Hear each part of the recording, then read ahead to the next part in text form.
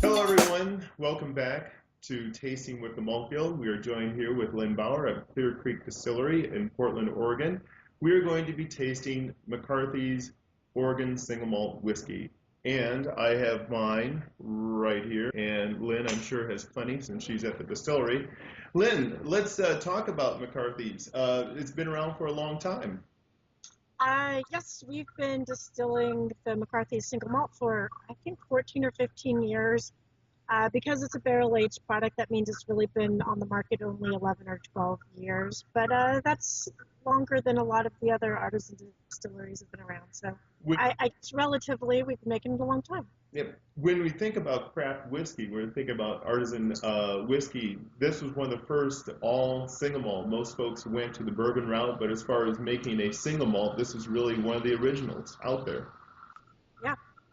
And what's original about this is it's completely peated with Scottish peated malt. Exactly. We buy barley that was peat malted in Scotland, and it is shipped to Portland, Oregon, where we are located. So unlike most of the things we make, it's not a local barley that we're using. Most of our products are made with local fruit, but this we make because we love it. Okay, yep. And also, as far as the barley goes, it is brewed locally. You don't actually brew this whiskey here locally at the distillery. That's true, because Clear Creek Distillery makes mostly fruit spirits, and we have a lot of winemaking equipment around here, which is the first step when you're making a brandy. But when you're making a whiskey, you need some brewing equipment, and we don't have any brewing equipment at the distillery.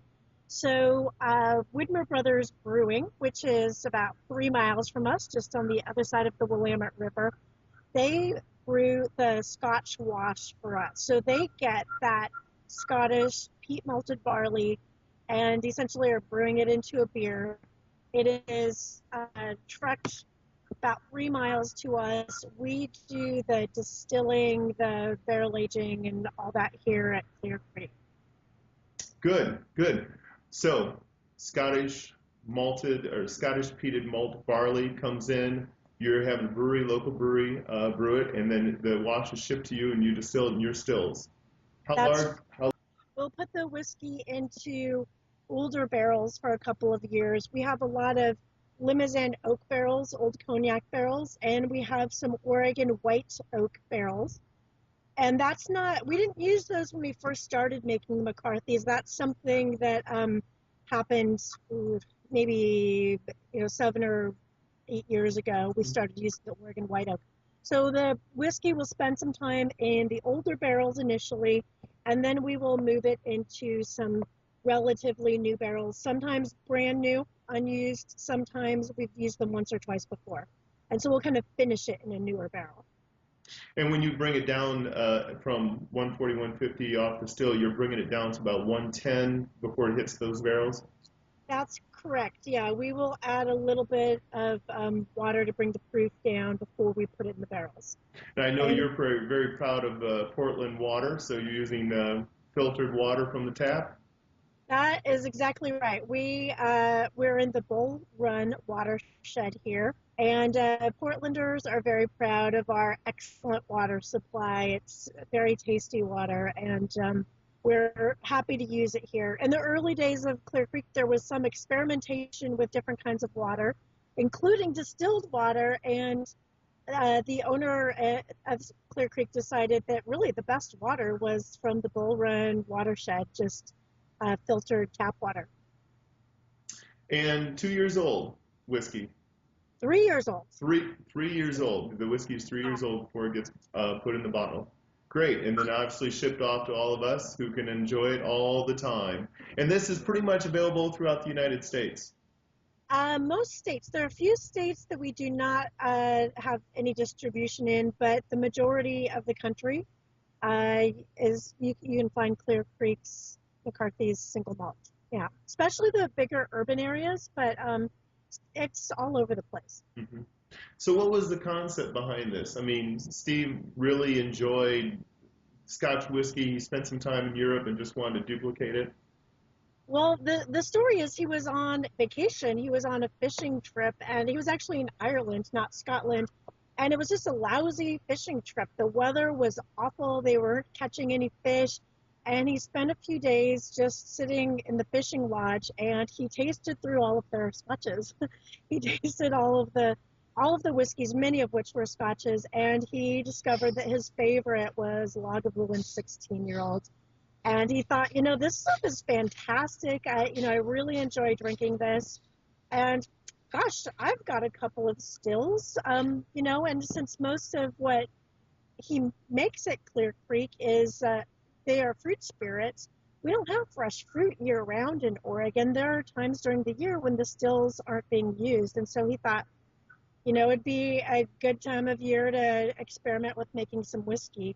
So that's how it started. I mean, he really just made it because he really likes Islay Scotch and thought he'd give it a try. I mean, I think it was sort of an experimental project, and it's now it's an experimental project gone wild. We cannot keep up with demand on this whiskey. It's done really, really well. Yeah, I think it's great. I think it's really good stuff. Let's get in and taste it. Let's look at it. Yes. So I've got a bottle here. This is we really are a small batch artisan distillery, so there are small differences between each bottling. There will be slight differences, and if you were to taste a couple of different bottlings next to each other, you would tell the difference. There are some nuances that vary from bottling to bottling. The bottling that I'm tasting right now is from 2012. We bottled this in May. And this is our most recent batch at the moment. And we have batch labels on the bottom here where you can see the date of bottling, and that's how you know which batch you're tasting. Some years we'll have two bottlings. In 2012 and also in 2011, we only had one bottling each of those years. So I've got the 2012 batch here. Great. And we're actually sold out of this at the distillery. You can find this around the country still, but we have about this much left in the bottle, and this is all we have on the premises. So don't take a lot, then. Save it for some other tastings. I'll sip. Yeah. Well, I definitely just looking at and setting the eyes on this. This is some beautiful color. After 3 years in the barrel, it's got some great depth. It's got some nice color to it. It does, and we never add any caramel, or we don't add any what we refer to as cheaters. We don't add any wood chips in the barrels. This is all natural color from the barrel. So it's not ever going to be really dark. It's a relatively light color, but it is completely natural from the barrels. And we like the color a lot. And again, it's from the Limousin oak barrels and the Oregon white oak barrels. And also no chill filtering. Correct. No chill filtering. Okay. So all the esters, everything is still in this glass, ready to go, ready for your enjoyment. That is exactly right. And I think one of the first things you notice when you nose this particular whiskey is because of the peat smoke.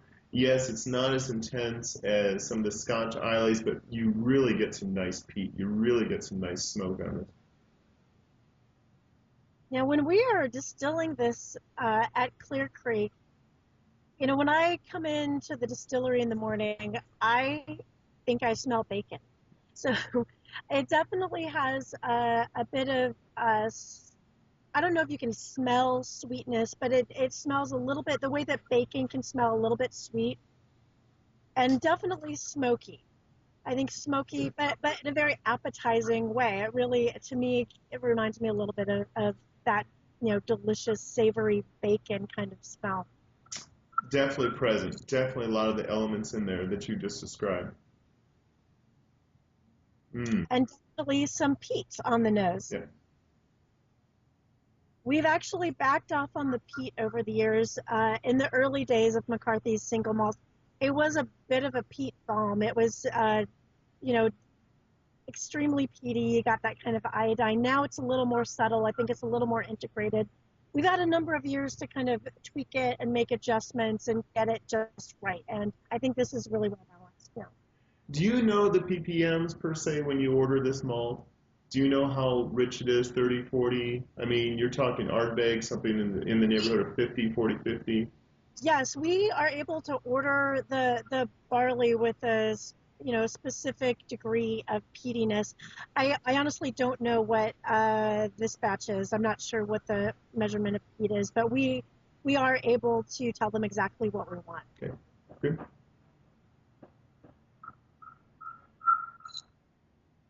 Mm.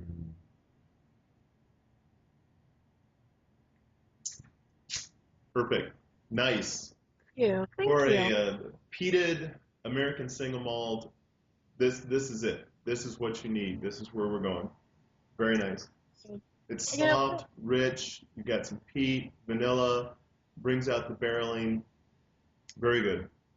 thank you. We're biased, of course, but we love this too. Mm. Some of the other things I think when the Malt Guild members taste or folks out there in the internet tasting with us with McCarthy's, it's the delicateness. I mean, you do get some of the smoke, but like you said, it's not overpowering. For someone who's really getting into maybe some Islays or some of the richer ones, maybe not so much Lafroig or like you say Lagavulin or something, but this is really nice. I guess American style peated malt, if you want to say it, and a very very nice introductory malt to get into.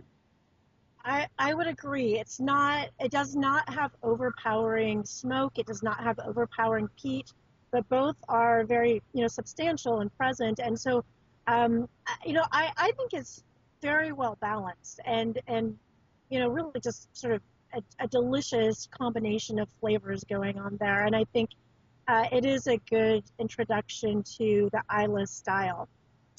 Excellent. Yes. Could you show us one more time the label on the bottle so everyone can see that and everyone knows what we're looking for in the Yeah, islands? yeah. So when you go shopping, this is the bottle that you need to look for. And Oregon's very own single malt whiskey, McCarthy's, been doing it for a while. Lynn, you've been all around the country showcasing this along with the other spirits that comes from, but this is the only whiskey that Clear Creek does make. That is correct. This is the only whiskey that we make. We talk a lot about maybe doing another one someday, but we're nowhere near there right now. Okay, great. I think I've found a great American single malt, and hey, I appreciate your time. Great nose, great flavor, and I hope everyone picks up a bottle of this very soon. And Lynn, thank you for joining us.